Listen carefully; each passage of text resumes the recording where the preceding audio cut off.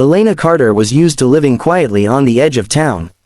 Her world revolved around two constants: her 7-year-old son, Max, and the little bakery she managed to keep afloat despite rising bills. Life had never been easy. Her husband had left when Max was a baby, and every month was a delicate dance between keeping the lights on and making sure there was enough food on the table. But Elena had grit. She had learned to patch holes, stretch every dollar, and find joy in simple things: Max's laughter, the smell of fresh bread, the warmth of community. That was why, when a man stumbled into her bakery late one rainy evening, bleeding from his hand, Elena didn't hesitate. She didn't care who he was or why he looked like he had just stepped out of another world. All she saw was a person in need. "Please, sit down," she said, rushing around the counter with a clean towel. The man was tall, broad-shouldered, with a sharpness in his eyes that screamed authority. His suit, though drenched from the rain, looked absurdly expensive. Elena didn't have the luxury of designer brands, but she recognized quality when she saw it. He pressed his jaw tight, trying to hide the pain as crimson streaks ran down his palm.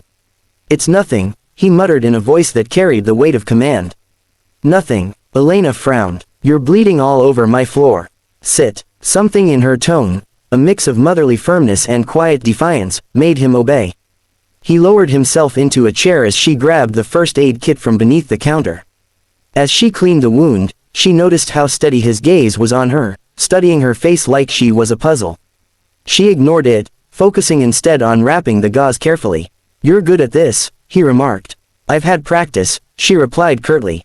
"Kids are magnets for cuts and bruises." A faint smile tugged at the corners of his lips, as if he wasn't used to anyone speaking to him so plainly.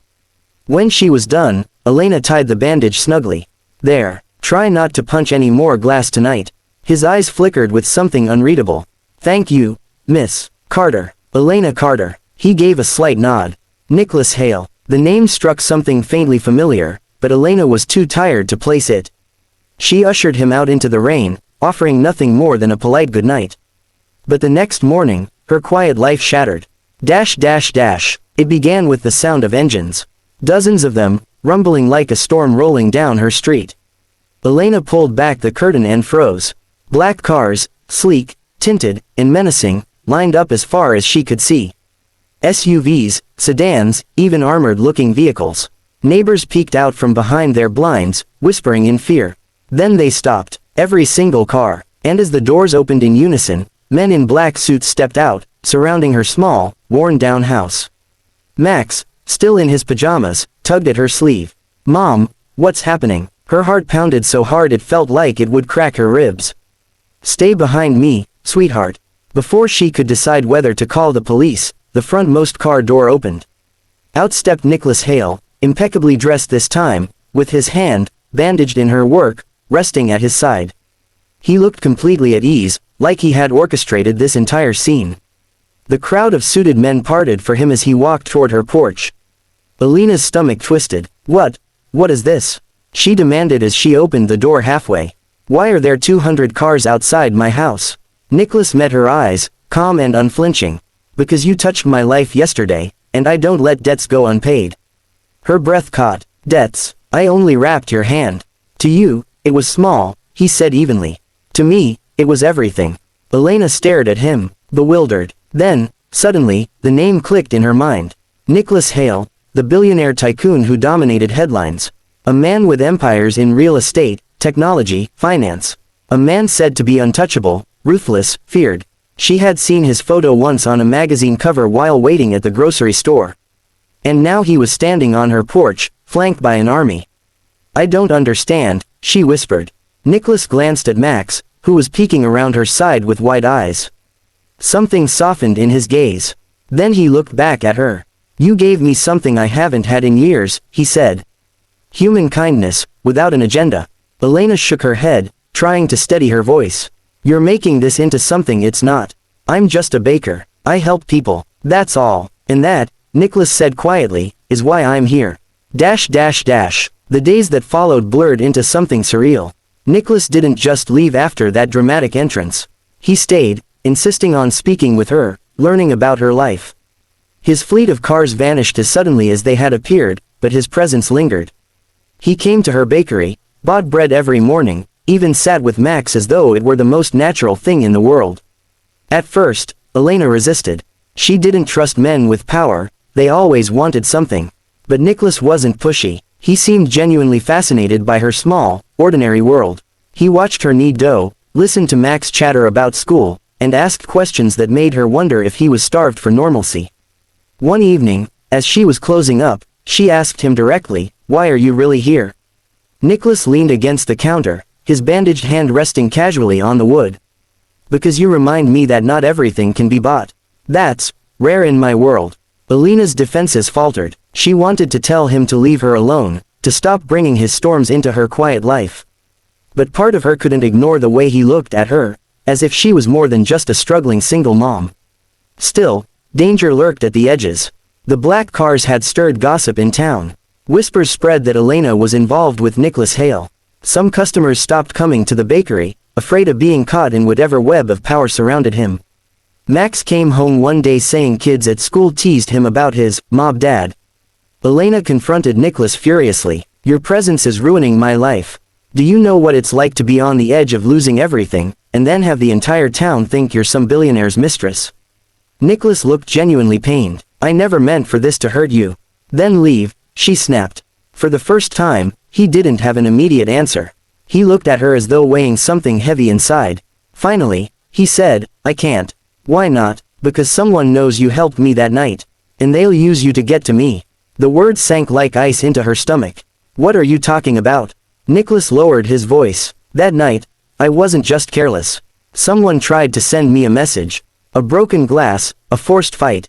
You stepped in before I could deal with it.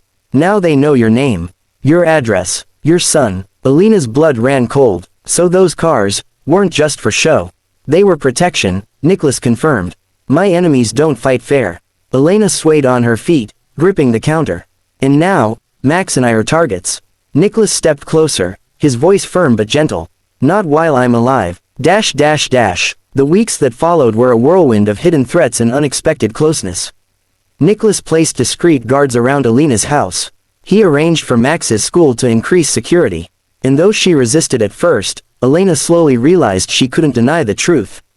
Her life had changed the moment she tied that bandage. One night, after Max had gone to bed, Nicholas stayed behind in the bakery, helping her close. He wasn't a man used to flower on his tailored suit, but he laughed when she teased him, and for the first time, Elena saw him not as a billionaire, but as a man who carried heavy shadows. "You've lost someone too, haven't you?" she asked softly. Nicholas hesitated, then nodded. "My brother. Years ago. I swore I'd never let myself get attached again." Elena's chest ached. She knew what it was to lose, to be abandoned. "And yet, here you are," she whispered. He met her eyes, and in that silence, something unspoken passed between them. Dash dash dash. The threats eventually surfaced in the form of a letter slipped under her bakery door. "Stay away from Hale, or your son pays the price." Elena's hands trembled as she showed Nicholas. He read it, jaw tight, then tore it in half. "They won't touch you," he vowed. "But you have to trust me." For the first time, Elena nodded. That night, Nicholas deployed his army of black cars again, not as intimidation, but as a shield. They encircled her home like guardians, their engines humming through the night. For once, instead of fear, Elena felt a strange, fierce safety. She tucked Max into bed, kissed his forehead, and stood by the window watching the line of headlights outside. Nicholas stood beside her, silent, solid. "Why me?" she asked finally. He turned, his gaze unwavering. "Because you reminded me what it means to be human. And because now, Elena Carter, you're the most important thing in my world." Her breath hitched. For a long time, she had lived in survival mode, never daring to dream of more.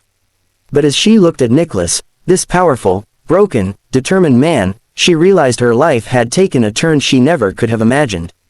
And maybe, just maybe, it was the beginning of something more. The rain began to fall again outside, soft against the glass. 200 black cars kept watch, but inside, for the first time in years, Elena felt something stirring in her chest. Hope. Part 1. Approximately 1,000 words. Setup. Introduce Elena, the single mom, her struggles, her chance encounter with Nicholas Hale, the billionaire, the bandaged hand, and the shocking arrival of 200 black cars outside her home. End on a cliffhanger. Part 2. Approximately 1,000 words. Resolution. why the cars came, Nicholas's true motives, the danger around him, and how Elena and Max's lives are forever changed. This way, each part feels complete but also flows into the next. Do you want me to write part 1 first, about 1,000 words, so you can check the style, then I'll continue with part 2?